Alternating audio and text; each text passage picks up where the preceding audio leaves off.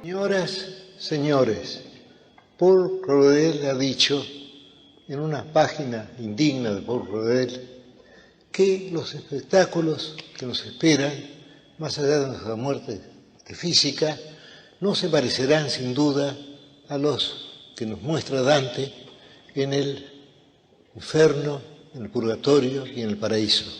Ahora, esta curiosa observación de Claudel, en un artículo por lo demás admirable, puede ser comentada de dos modos. En primer término, vemos que es un testimonio, una prueba de lo vívido de Dante. El hecho de que una vez leído el poema y mientras lo leemos, tendemos a pensar que él se imaginaba el otro mundo exactamente como él lo presenta. Es decir, nosotros creemos, desde luego esto es absurdo, que Dante creía que una vez muerto, él se encontraría después con la montaña inversa del infierno, con las terrazas del purgatorio y con los cielos concéntricos del paraíso, y que además hablaría con sombras de la antigüedad clásica, algunas, que conversarían con él en terceros en italiano. Eso es, evidentemente, absurdo.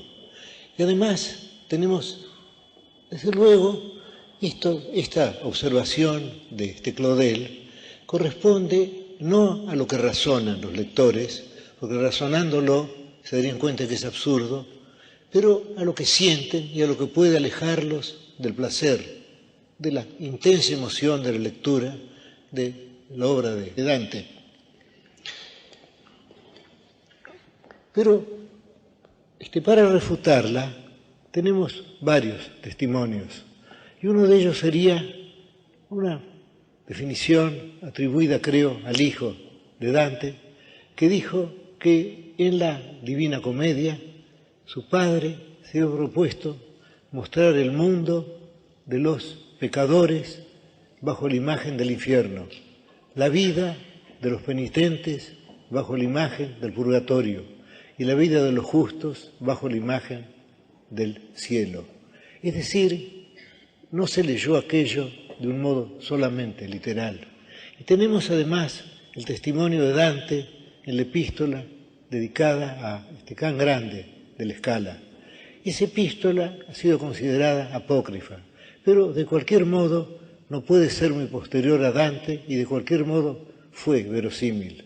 Y en esa epístola Dante dice que su comedia puede ser leída de 4 modos distintos, y uno de esos modos es el modo literal, y los otros son, por ejemplo, el modo alegórico. Según ese modo tendríamos en Dante al hombre, tendríamos en Beatriz a la fe, y en Virgilio tendríamos a la razón. Pero, desde luego, esta idea de un texto capaz de múltiples lecturas es algo típico, algo característico de la Edad Media, esa Edad Media tan calumniada y tan compleja, esa Edad Media que nos dio la arquitectura gótica, que nos dio también las sagas, que nos dio la filosofía escolástica, en la que todo está discutido con un vocabulario distinto del vocabulario clásico, y que nos dio sobre todo la Divina Comedia, que seguimos leyendo y que sigue admirándonos ahora y que durará más allá de nuestra vida, mucho más allá de nuestras vigilias, y que será enriquecida por cada generación de lectores. En la Edad Media era común el concepto de un texto capaz de una lectura múltiple, o como malamente decimos ahora, de ser leído en varios planos.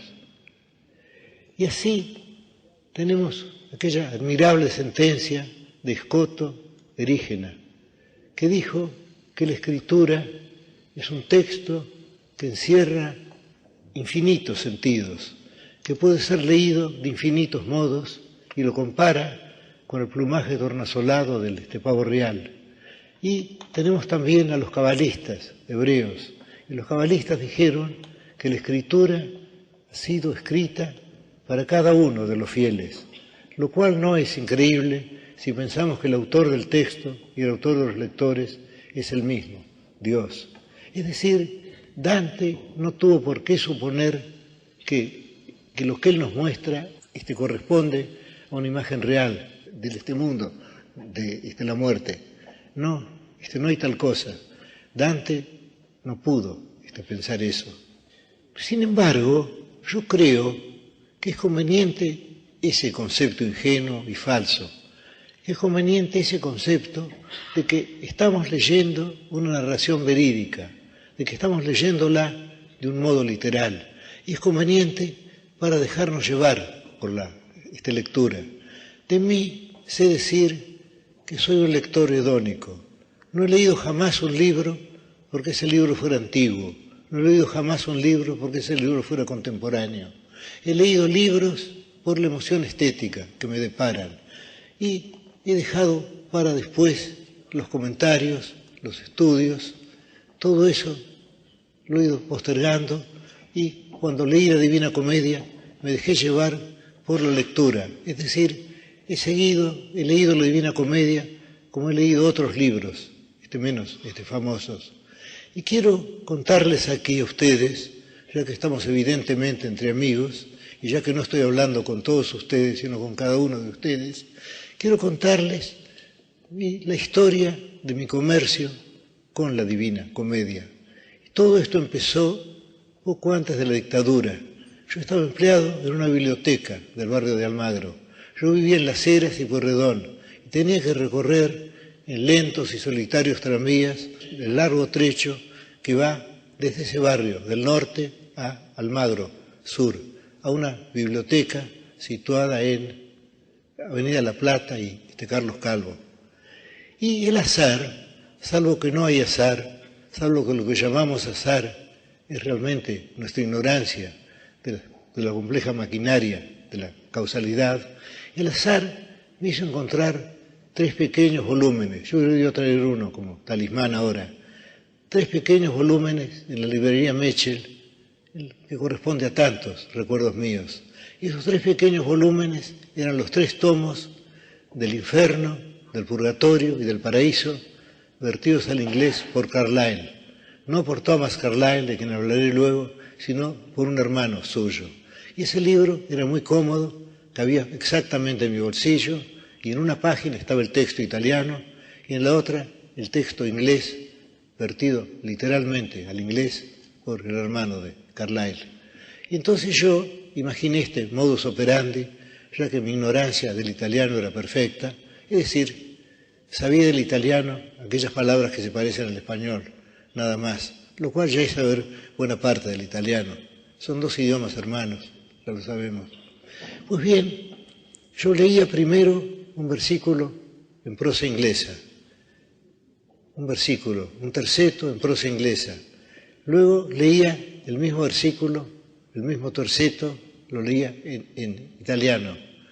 Y luego iba siguiendo así hasta llegar al fin del canto, y luego leía todo el canto en inglés, y luego todo el canto en italiano. Y ya en esa primera lectura observé que las traducciones no pueden ser un sucedáneo, un ersatz del texto. La traducción puede ser en todo caso un medio para acercar al lector al texto, sobre todo en el caso del español.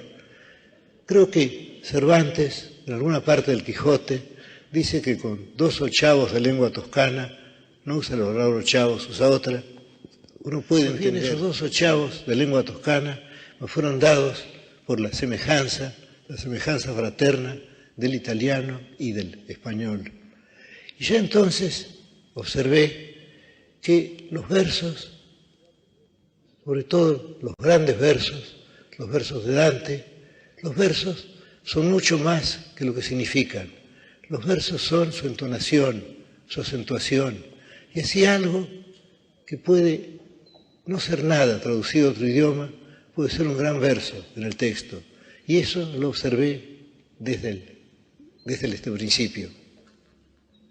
Y más o menos, cuando llegué a la cumbre del purgatorio, cuando llegué al paraíso desierto, ahí, en aquel momento en que Dante está abandonado por Virgilio y se encuentra solo y lo llama, en aquel momento sentí que podía leer directamente el texto italiano y solo mirar de vez en cuando el texto inglés que estaba en la página opuesta.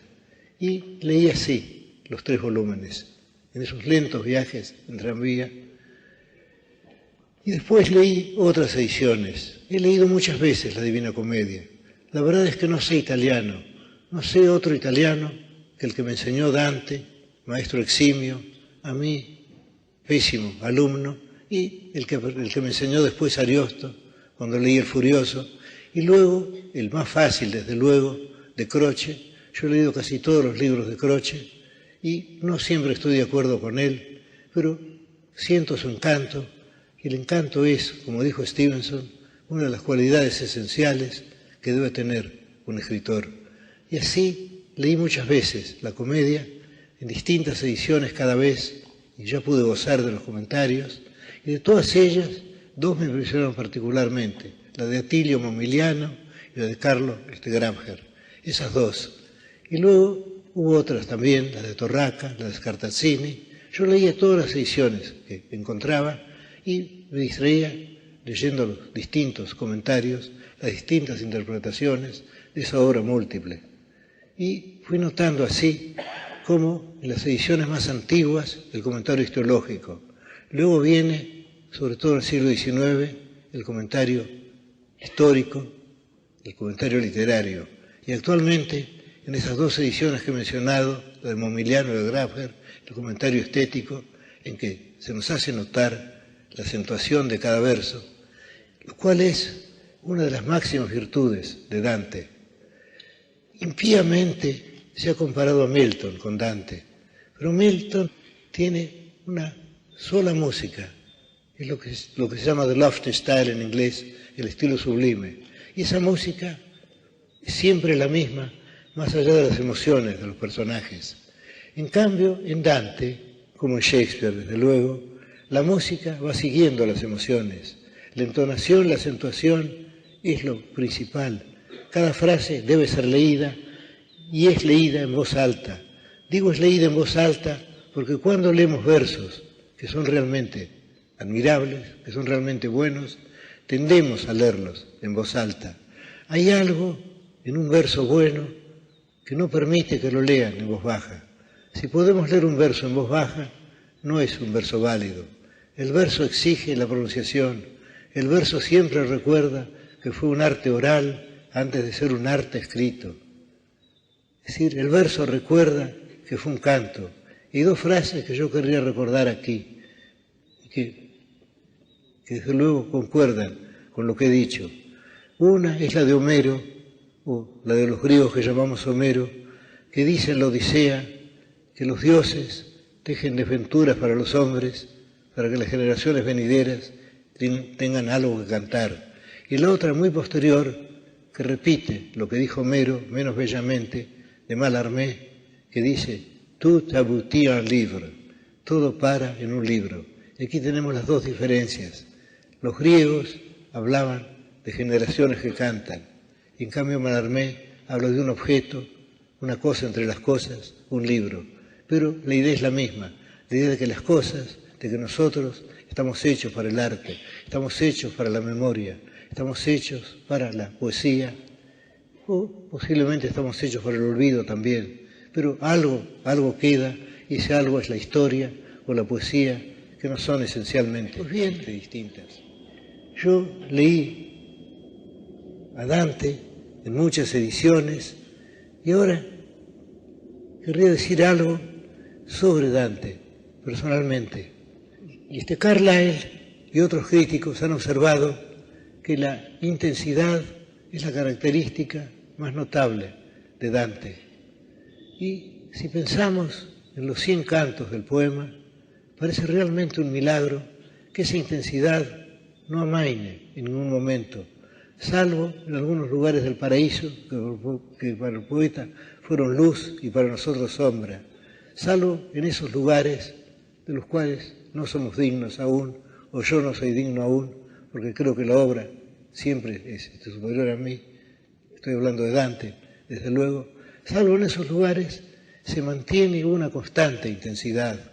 No recuerdo ejemplo análogo que pueda comparársele de otro escritor, salvo quizá la tragedia Macbeth, de Shakespeare, Macbeth, que empieza con las 3 brujas, o con las 3 parcas, con las 3 hermanas fatales, y que luego sigue hasta la muerte del héroe, y en ningún momento afloja la intensidad. Y eso lo encontramos en la Divina Comedia. Pero hay otro rasgo de Dante, sobre el cual yo querría insistir ahora, ya que suele olvidarse, y es la delicadeza de Dante. Siempre pensamos en el sombrío y sentencioso poeta florentino, y olvidamos que la obra está llena de delicias, está llena de deleites, está llena de ternuras, y esas ternuras no son gongorismos, no son algo agregado a la obra, son parte misma de la trama. Y podría recordar algunos ejemplos de ello. Por ejemplo, Dante habrá leído en algún libro de geometría que el cubo es el más firme de todos los sólidos. Bueno, pues bien, es una observación corriente, en sí no tiene nada de poética, y sin embargo Dante la usa por una metáfora y habla del hombre que debe soportar la desventura, y habla del hombre que es ben tetrágono ai colpi di fortuna, el hombre que es un buen tetrágono, que es un buen cubo. Y eso es realmente raro. Y luego tendríamos también aquella extraña metáfora de la flecha. Dante quiere hablar de la rapidez de la flecha. La flecha sale del arco y se clava en el blanco. Pues bien, Dante nos dice que se clava en el blanco y que sale del arco y que deja la cuerda. Es decir, invierte el principio y el fin para mostrar cuán rápidamente ocurren esas cosas. Y luego hay un verso que está para siempre en mi memoria, y es aquel verso del primer canto del Purgatorio, aquel verso en que se refiere a esa mañana increíble en la montaña del Purgatorio, en el Polo Sur, y ahí Dante, que ha salido de la suciedad, que ha salido de la tristeza, del horror del infierno, Dante que acaba de purificarse de todo ese humo y de toda esa tristeza irreparables, Dante dice: dolce color d'oriental zafiro. Hay que decir oriental, el verso obliga a la voz esa pausa. Dolce color d'oriental zafiro, que se acolleva en el sereno aspecto y lo que viene después. Pero yo querría demorarme sobre el curioso mecanismo de ese verso, salvo que la palabra mecanismo es una palabra demasiado dura para lo que quiero decir. Pues bien, Dante describe el cielo oriental, describe la aurora. Entonces compara el color de la aurora con un zafiro, y lo compara con un zafiro que se llama zafiro oriental, zafiro del oriente. Entonces tenemos en dolce color d'oriental zafiro, tenemos como un juego de espejos, ya que el oriente se explica por el color del zafiro, y ese zafiro es un zafiro oriental, es decir, un zafiro en el cual que está cargado de la riqueza de toda la palabra oriental, que está lleno, digamos, de las 1001 noches, que Dante no conoció, pero que sin embargo ahí están. Y luego tendríamos aquel otro famoso verso final del canto quinto del infierno, que cade como corpo morto, cade. Pues bien, ¿por qué retumba la caída? La caída retumba por la repetición de la palabra. Toda la Divina Comedia está llena de felicidades de ese tipo. Pero lo que la mantiene, sobre todo, es el hecho de ser narrativa. Cuando yo era joven se despreciaba lo narrativo, se lo llamaba anécdota, y se olvidaba que la poesía empezó siendo narrativa, es decir, en las raíces de la poesía está la épica, y la épica, que es el género poético primordial, es narrativo, es decir, en la épica está el tiempo, en la épica hay un antes, un mientras y un después. Todo eso está en la poesía. Pues bien, yo aconsejaría al lector que se olvidara, digamos, de las discordias de los güelfos y gibelinos, que se olvidara de la escolástica, que se olvidara incluso de la mención de las alusiones mitológicas o de los versos de Virgilio, que Dante repite, a veces mejorándolos, siendo excelentes versos como son en latín, que se olvidara de todo eso y que siguiera el relato. Y creo que nadie puede dejar de hacerlo. Entramos en el relato, entramos de un modo casi mágico, porque actualmente, cuando se cuenta algo sobrenatural, se trata de un escritor incrédulo que se dirige a lectores incrédulos y tiene que preparar lo sobrenatural. En cambio, Dante no necesitaba eso. Nel mezzo del cammin di nostra vita mi ritrovai per una selva oscura. Es decir, a los 35 años me encontré en mitad de una selva oscura que puede ser alegórica, pero en la cual creemos físicamente. A los 35 años, porque en los Salmos se aconseja la edad de 70 años a los hombres prudentes. Se entiende que después todo es lo que llaman en inglés weariness of the flesh, todo ya es tristeza, todo eso sobra. De modo que cuando Dante escribe nel mezzo del cammin di nostra vita, no está usando una vaga frase retórica, está diciéndonos exactamente la fecha de la visión. ¿De la visión? ¿De qué visión? Yo no creo que Dante fuera un visionario. Una visión es algo más breve. Es imposible una visión tan larga como la de esta Divina Comedia.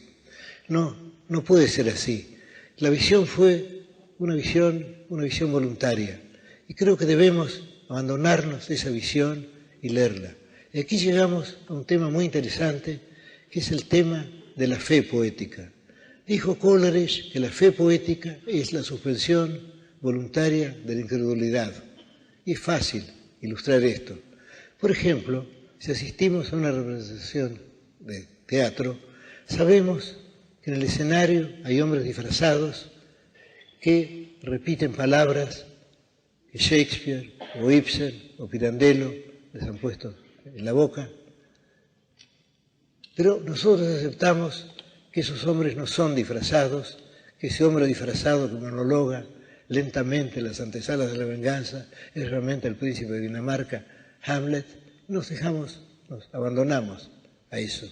Y en el cinematógrafo es aún más curioso el procedimiento, porque estamos viendo no ya a disfrazados, sino fotografías de disfrazados. Y sin embargo creemos en ellos. Creemos en ellos mientras dura la representación. Y en el caso de Dante, como he dicho, es tan vívido todo que llegamos a suponer que Dante creyó en su otro mundo, de igual modo que creyó, como bien pudo creer, en la geografía geocéntrica, y en la geografía heliocéntrica, o en la astronomía geocéntrica, y en las otras astronomías que han seguido después. He dicho, creemos eso, que conocemos profundamente a Dante. Creo que conocemos a Dante como no conocemos a ningún otro poeta. Lo conocemos, ante todo, por un hecho que fue señalado por Paul Groussac, el hecho de que la comedia está escrita en primera persona. Y eso no es un mero artificio gramatical, eso no significa decir vi en lugar de vieron o en lugar de fue. No, significa algo más. Significa que Dante es uno de los personajes de la comedia. Y esto, según señala Groussac, fue un rasgo nuevo. Podríamos decir que antes de Dante, San Agustín escribió sus confesiones. Pero esas confesiones, precisamente por su retórica espléndida, no están tan cerca de nosotros como lo está este Dante, ya que la espléndida retórica del africano se interpone entre lo que quiere decir y lo que nosotros oímos. Y ese hecho de la retórica que se interpone es bastante frecuente, es desgraciadamente frecuente. La retórica debería ser un puente, un camino, y a veces es una muralla, un obstáculo. Y esto se observa en el caso de escritores tan distintos como Séneca, como Quevedo, como Milton, como Lugones. En todos ellos, diríase que lo que ellos dicen se interpone entre ellos y entre nosotros. Pues bien, en el caso de Dante lo tenemos a él. Lo conocemos sin duda de un modo más íntimo que el modo con que pudieron conocerlo sus contemporáneos. Casi diría yo que lo conocemos como lo conoció Virgilio, que fue un sueño suyo, sin duda más que lo que pudo conocerlo Beatriz Portinari, sin duda más que nadie, porque él se coloca ahí y Él está en el centro de la acción, y todas las cosas son no solo vistas por Él, sino que Él toma parte, y esa parte no siempre está de acuerdo con lo que describe, es lo que suele olvidarse. Tenemos a Dante aterrado por el infierno, tiene que estar aterrado, no porque fuera cobarde, sino porque es necesario que esté aterrado para que creamos en el infierno. Dante está aterrado, Dante siente miedo. Y luego Dante opina sobre las cosas y sabemos cómo opina de ellas, no por lo que dice, sino por lo poético, por la entonación, por la acentuación de su lenguaje. Pues bien, tenemos el otro personaje, ya que yo diría que hay tres personajes en la comedia, y ahora hablaré del segundo. El segundo personaje es Virgilio. Y Dante ha logrado que tengamos dos imágenes de Virgilio. Una, la imagen que nos deja la Eneida o que nos dejan las Geórgicas, y la otra, la imagen más íntima que nos deja la poesía, la piadosa poesía de Dante. Uno de los temas de la literatura, como uno de los temas de la realidad, es la amistad. Yo diría que la amistad es nuestra pasión argentina. Hay muchas amistades en la literatura está tejida de amistades. Podemos evocar ahora algunas de ellas, las primeras que se me ocurren. ¿Por qué no pensar en Quijote y Sancho, o en Alonso Quijano y Sancho, ya que para Sancho Alonso Quijano es Alonso Quijano y solo al fin llega a ser Don Quijote? ¿Por qué no pensar en ellos? ¿Por qué no pensar en Kim y en Lama? ¿Por qué no pensar en nuestros dos gauchos que se pierden en la frontera? ¿Por qué no pensar en el viejo tropero y en Fabio Cáceres? Pues bien, la amistad es un tema común, pero generalmente los escritores suelen recurrir al contraste entre los dos amigos. He olvidado otros dos amigos ilustres, Bouvard y Pécuchet también. Ahí tenemos también el contraste de los dos. En el caso de Dante es más delicado el procedimiento. No es exactamente un contraste, aunque desde luego tenemos la actitud filial de Dante. Dante viene a ser como un hijo de Virgilio.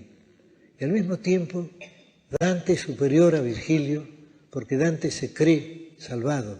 Dante cree que merecerá la gracia o que la ha merecido, ya que le ha sido dada la visión. Y en cambio, en el principio del infierno, él sabe que este Virgilio es un alma perdida, es un réprobo. Y el mismo momento en que Virgilio le dice que él no podrá acompañarlo más allá del purgatorio, en ese mismo momento en que Dante siente que Virgilio será para siempre un habitante del terrible, nobile Castello, donde están las grandes sombras de los grandes muertos de la antigüedad, los que por ignorancia invencible no alcanzaron la palabra de Cristo, en ese mismo momento Dante le dice: tu duca, tu signore e tu maestro. Y luego, más adelante le dice: tu sarai primo, yo sarò secondo. Bueno, es decir, para cubrir ese momento, Dante lo saluda con palabras magníficas y habla del largo estudio y del gran amor que le han hecho cercar este volumen, buscar este volumen. Y siempre se mantiene esa relación entre los dos. Esa figura esencialmente triste de Virgilio. Virgilio se sabe condenado para siempre a estar en el nobile Castello, lleno de la ausencia de Dios. Y en cambio a Dante le será permitido ver a Dios, le será permitido comprender el universo. Bueno, pues tenemos esos dos personajes y luego hay otro personaje, un tercer personaje que ustedes ya habrán adivinado, sin duda. Pues bien, tenemos además de eso, tenemos miles, tenemos centenares de personajes, tenemos una multitud de personajes y esos personajes se ha dicho que son episódicos. La palabra es falsa, yo diría que son eternos. Una novela contemporánea requiere 500 o 600 páginas para hacernos conocer a alguien, si es que lo conocemos. En cambio, a Dante le basta un solo momento de una vida. Y en ese momento el personaje está definido para siempre. Y Dante busca ese momento central. Y yo, humildemente, inconscientemente, he querido hacer lo mismo en muchos cuentos y he sido admirado por ese hallazgo, que es el hallazgo de Dante en la Edad Media, el de presentar un momento como cifra de una vida. Dijo Carlyle que hay dos características de Dante, desde luego hay más, pero dos esenciales, y esas dos son la ternura y el rigor, salvo que la ternura y el rigor no se contraponen, no son opuestos. Es decir, por un lado está la ternura humana de Dante, lo que Shakespeare llamaría the milk of human kindness, la leche de la bondad humana, y por el otro está el saber que somos habitantes de un mundo riguroso, que hay un orden, y ese orden corresponde al otro, al tercer interlocutor. Y ahora podríamos verlo en dos ejemplos. Creo que de este modo será claro lo que acabo de decir. Vamos a tomar el episodio más conocido del infierno, el del canto quinto, el de Paolo y de Francesca. Y yo no quiero abreviar lo que Dante ha dicho, sería una irreverencia mía decir en otras palabras lo que él ha dicho para siempre en su italiano, sería una irreverencia que no tratar de compendiarlas, pero quiero recordar simplemente las circunstancias. Dante y Virgilio llegan, creo que es el segundo círculo, y ahí ven el remolino de almas, y sienten el hedor del pecado, el hedor del castigo, y hay circunstancias físicas desagradables, por ejemplo, Minos, que se enrosca la cola para significar a qué círculo tienen que bajar los condenados. Eso se ha puesto deliberadamente feo, porque se entiende que nada puede ser hermoso en el infierno. Entonces, cuando llegan a ese círculo en el cual están penando los lujuriosos, y hay grandes nombres ilustres. Digo grandes nombres porque Dante, cuando empezó a escribir el canto, no había llegado todavía, digamos, a la perfección de su arte, al hecho de ser que los personajes fueran algo más que sus nombres. Y sin embargo, esto le sirvió a él. Cuando él describe el Nobile Castello, vemos a los grandes poetas de la antigüedad, y entre ellos está Homero, el primero, espada en mano, y luego cambian palabras que no es honesto repetir. Pero aquí está bien ese silencio, porque todo eso condice con ese terrible pudor de quienes están condenados al limbo, de quienes no verán nunca la cara de Dios. Pero ya luego, cuando llegamos al canto quinto, entonces ya Dante ha llegado a su gran descubrimiento, la posibilidad de un diálogo entre las almas de los muertos y él, Dante, que lo sentirá y juzgará a su modo. No lo juzgará, él sabe que él no es el juez es otro, es el tercer interlocutor, es la divinidad. Pues bien, ahí está Cleopatra luxuriosa, ahí está Semíramis, hay grandes sombras ilustres, pero Dante ve dos que él conoce, menos humildes, que pertenecen a la crónica contemporánea, Paolo y Francesco. Y entonces él sabe cómo han muerto ellos, los dos adúlteros. Estamos en el infierno, estamos ante dos réprobos, y Dante los compara con dos palomas llamadas por el deseo, porque la sensualidad tiene que estar también en esa escena, en lo esencial de la escena. Entonces se acercan a él, y Francesca, que es la única que habla, Paolo no puede hablar, le agradece que los haya llamado y le dice estas palabras patéticas: si fosse amico el rey del universo, si fuera amigo el rey del universo. Es decir, dice el rey del universo porque no puede pronunciar el nombre de Dios. Ese nombre está vedado en el infierno y en el purgatorio. Tienen que decir el otro, o aquí el rey del universo. Entonces dice: si fuera amigo el rey del universo, dice esa alma perdida, le rogaríamos a él por ti, ya que tú tienes lástima de nuestros males. Y entonces ella cuenta su historia, y la cuenta dos veces. Y la primera vez la cuenta de un modo reservado, pero insiste en el hecho de que ella sigue estando enamorada de Paolo, sigue estando enamorada porque el arrepentimiento es imposible en el infierno, el arrepentimiento está vedado en el infierno, de modo que ella sabe que ha pecado, pero sigue fiel a su pecado. Y esto le da una grandeza heroica. Sería terrible, por ejemplo, que se lamentara, que se arrepintiera, que se quejara de lo ocurrido. No, ella acepta ese castigo, sabe que ese castigo es justo y sigue queriendo. Luego Dante tiene una curiosidad. A él no le interesa el adulterio, a él no le interesa de qué modo fueron descubiertos y cómo los mataron. A él le interesa algo mucho más íntimo. A él le interesa saber cómo supieron que estaban enamorados, cómo se enamoraron, cómo llegó el tiempo de los dulces suspiros. Y le hace esa pregunta.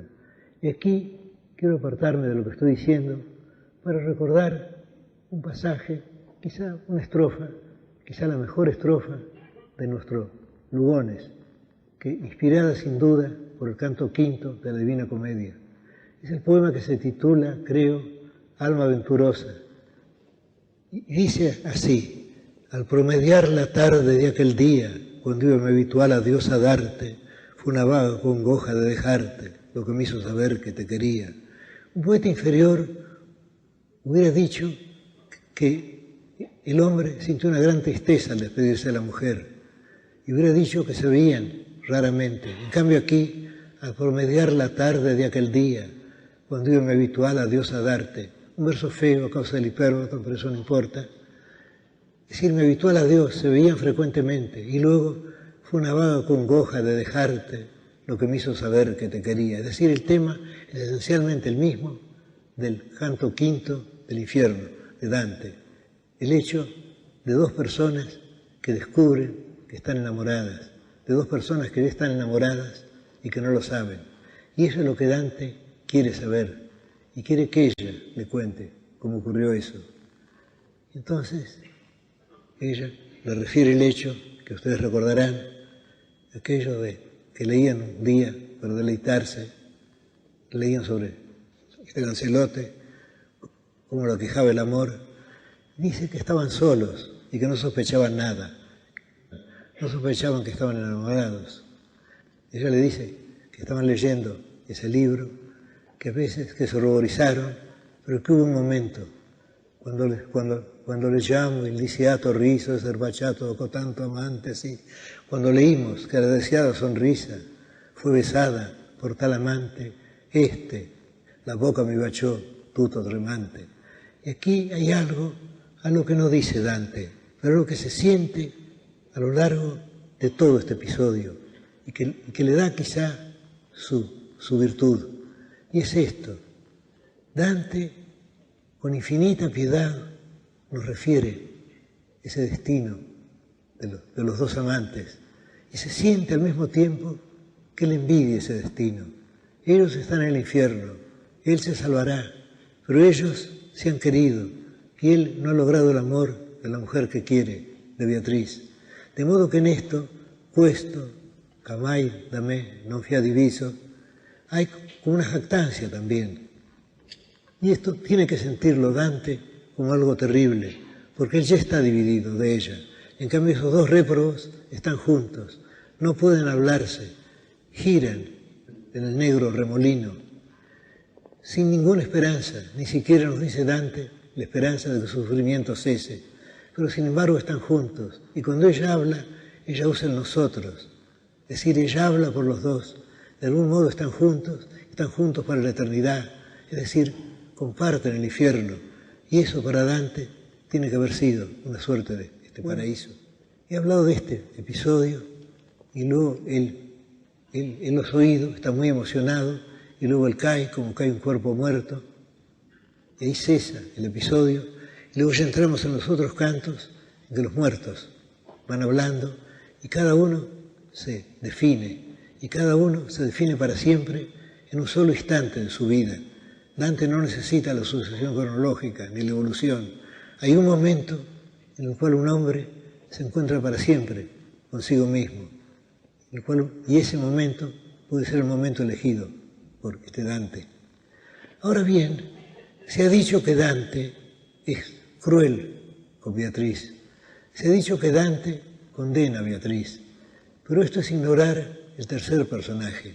He hablado de Dante, he hablado de Virgilio, y el tercer personaje es la divinidad, el tercer personaje es Dios, y eso no coincide con Dante. Quienes no comprenden la Divina Comedia dicen que Dante la escribió para castigar, para vengarse de sus enemigos y para premiar a sus amigos. Nada más falso. Tenemos esa frase falsísima de Nietzsche que dice que Dante es la hiena que versifica entre las tumbas. La hiena que versifica, es una contradicción. Pero Dante sabe que hay pecados imperdonables, que hay pecados capitales. Y entonces, para cada uno de los ejemplos, él elige una persona que solo ha cometido ese pecado, una persona que es adorable, que es admirable en todo lo demás. Por eso Francesca y Paolo solo son lujuriosos, no tienen ningún otro defecto, no tienen que tenerlo, porque si no, ya serían otras circunstancias que se agregan. Basta que un hombre haya cometido cierto pecado para incurrir de ese modo en el castigo. Y eso es lo que Dante quiere mostrarnos. Ahora, esa idea, ese concepto de Dios como indescifrable, es un concepto que ya encontramos en otro de los grandes libros esenciales de la humanidad, el que Freud creía que el mejor libro, el primer libro de literatura, en el libro de Job.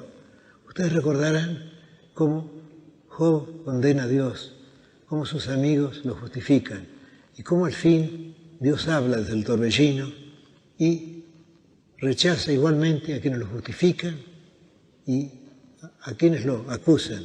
Dios está más allá de todo juicio humano. Y Dios, para ilustrar esto, se sirve de dos ejemplos extraordinarios. Se sirve de la ballena y del elefante. Es decir, busca dos monstruos. Es decir, Dios es para nosotros algo monstruoso, algo tan lejano como el Leviatán y como el Behemoth, ese monstruo que tiene un nombre plural, que significa muchos animales en hebreo. Pues bien, Dios en el libro de Job está más allá de todo juicio humano.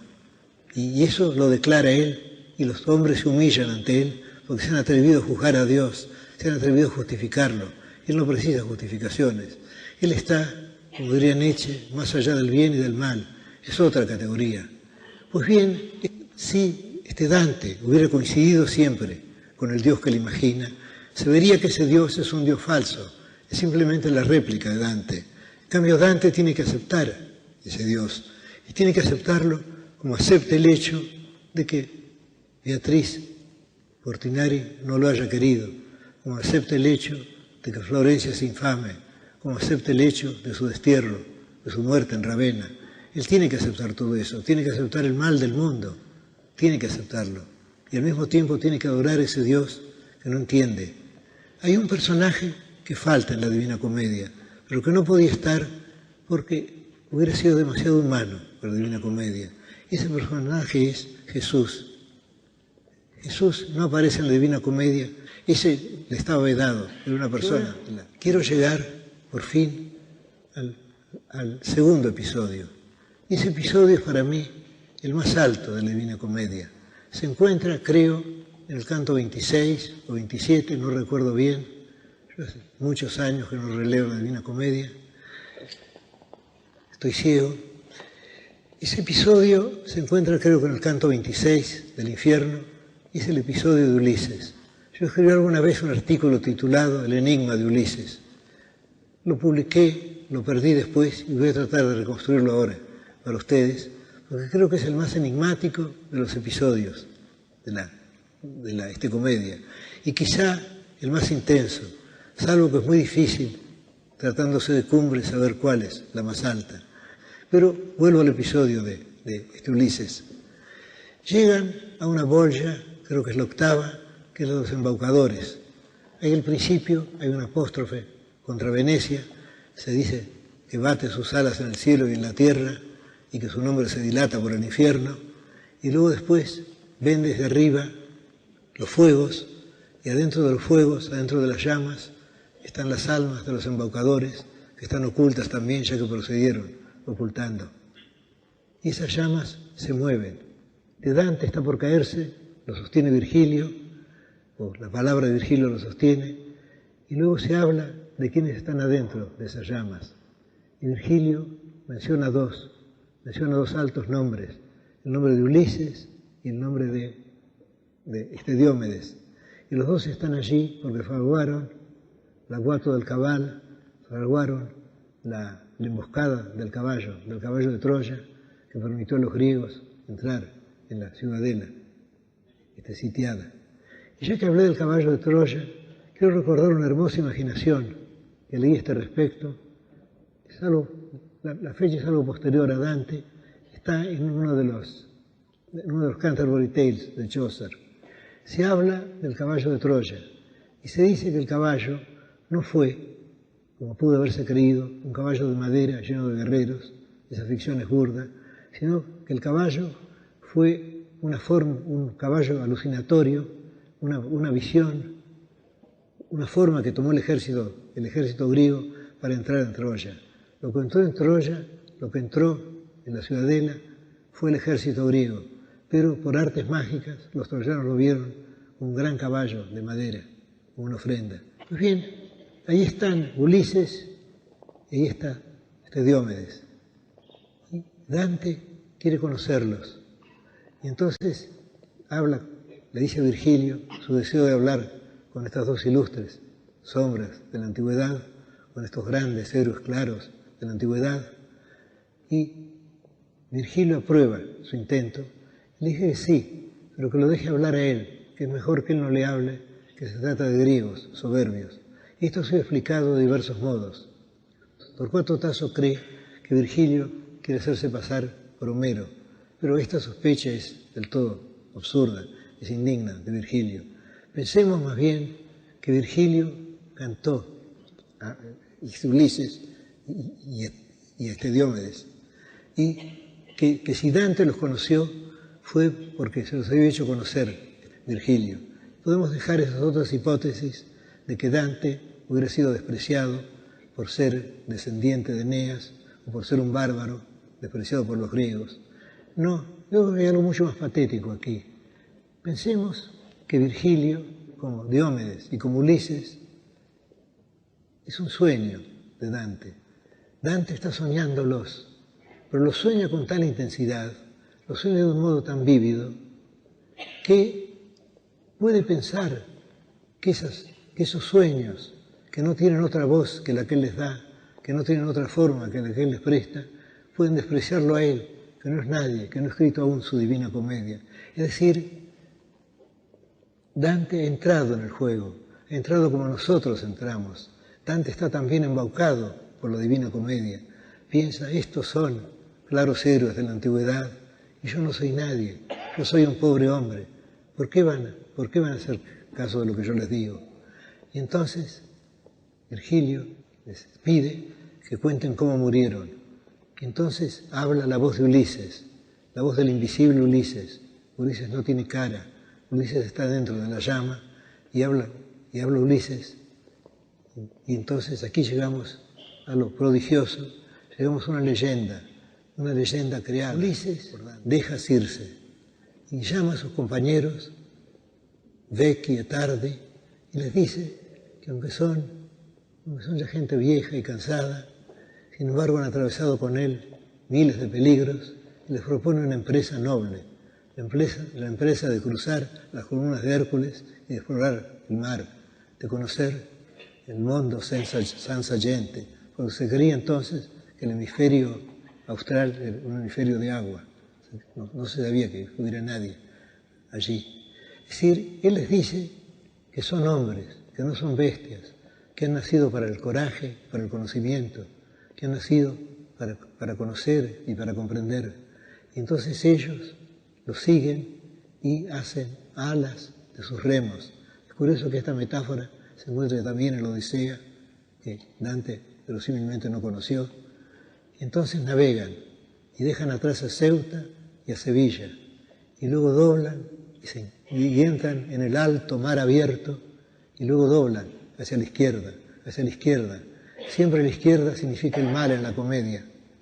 Para ascender por el purgatorio se va por la derecha, para ascender por el infierno por la izquierda, es decir, por el lado siniestro. Se sabe que las dos palabras son lo mismo. Y luego se nos dice que la noche ve todas las estrellas del otro hemisferio, todas las estrellas, nuestro hemisferio, el hemisferio cargado de estrellas, no el hemisferio boreal que tiene menos estrellas. Y entonces navegan durante 5 meses y luego al fin ven tierra. Y lo que ven es una montaña parda por la distancia, una montaña más alta en ninguna de las que habían visto. Y entonces Ulises dice, nuestra alegría se cambió en llanto, porque de la tierra sopla un torbellino y la nave se hunde. Y esa montaña es la montaña del purgatorio, según se ve en otro canto. Dante creía que el purgatorio, o Dante simula creer para fines poéticos, su poema, que el purgatorio era antípoda de la ciudad de Jerusalén. Bueno, llegamos a este momento terrible y nos preguntamos, ¿por qué ha sido castigado Ulises? Evidentemente, lo que se ha dicho antes, de que fue castigado por la treta del caballo, es falso, puesto que el momento culminante de su vida es otro. Es esa empresa en sí generosa, esa empresa denodada de querer conocer lo vedado, lo imposible. Y nos preguntamos, ¿por qué tiene tanta fuerza este canto? Pero antes de contestar, yo querría recordar un hecho que no ha sido señalado por ningún historiador de la literatura, que yo sepa.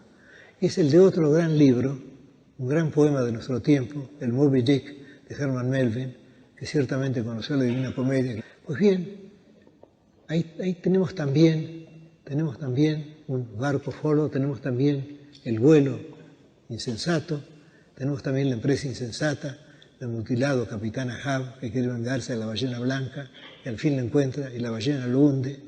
Y la última página de la gran novela de Melville concuerda exactamente con el fin del canto de Dante. El mar se cierra sobre ellos, se hunden. Y sin duda Melville, al escribir esto, tuvo que recordar la Divina Comedia. Aunque yo prefiero pensar que la leyó, que la asimiló de tal modo que pudo olvidarla, literalmente. Es decir, que la Divina Comedia llegó a ser parte de él y que luego redescubrió lo que había leído hace ya muchos años. Pero la historia es la misma, salvo que el capitán Ahab no está movido por un ímpetu noble, está movido por el deseo de la venganza.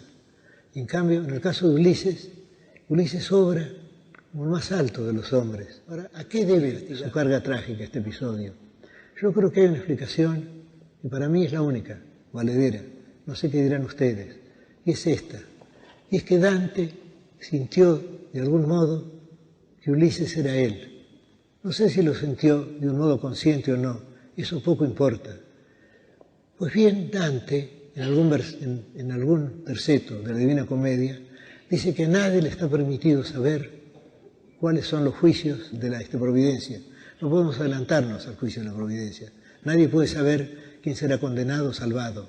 Sin embargo, él había osado, siquiera de modo poético, adelantarse a ese juicio. Él nos muestra condenados y nos muestra felices, bienaventurados. Y él tenía que saber que al hacer eso, él estaba corriendo un peligro. Él tenía que saber que estaba de algún modo adelantándose al indescifrable la providencia de Dios. Y por eso el personaje de Ulises tiene la fuerza que tiene, porque Ulises es un espejo de Dante, porque Dante sintió que él merecería acaso ese castigo. Es verdad que él había escrito el poema, que el poema estaba escrito como poema, pero de algún modo él podía estar infringiendo las misteriosas leyes de la noche, de Dios, de la divinidad. Por eso debe su fuerza, creo, el episodio. Pues bien, ahora, llegado al fin, quiero solamente insistir sobre el hecho de que nadie debe privarse de esa felicidad, que es la divina comedia, que debe leerla de un modo ingenuo. Después vendrán los comentarios, después tendremos el deseo de saber qué significa cada alusión mitológica. Queremos ver, por ejemplo, cómo Dante tomó un gran verso de Virgilio y acaso lo mejoró traduciéndolo. Pero al principio debemos leerlo con una fe de niños, debemos abandonarnos al libro. Y ese libro es algo que nos acompañará hasta el fin.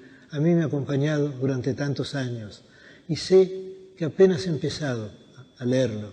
Sé que si lo abro mañana encontraré cosas que no he encontrado hasta ahora. Sé que ese libro irá más allá de mi vigilia y de nuestras vigilias. Muchas gracias.